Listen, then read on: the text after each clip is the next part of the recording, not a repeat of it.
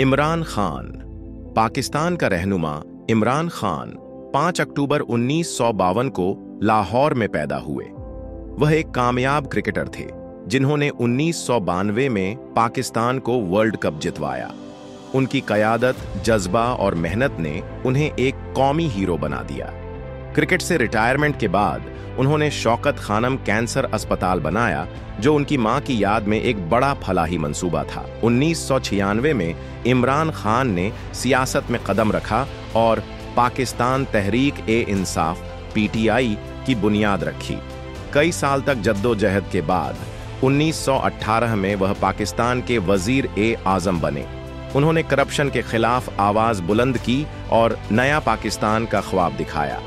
उनके दौर में कई माशी और समाजी इस्लाहात की कोशिशें हुईं, लेकिन सियासी मुखालफत और चैलेंजेस भी शदीद रहे। 2022 में अदम एतमाद की तहरीक के नतीजे में उनकी हुकूमत खत्म हो गई।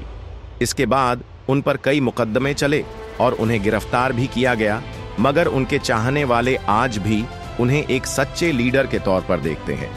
इमरान खान की जिंदगी जद्दोजहद, अज़्म और तब्दीली की अलामत है, जो पाकिस्तान की सियासत में एक अहम बाब बन चुकी है।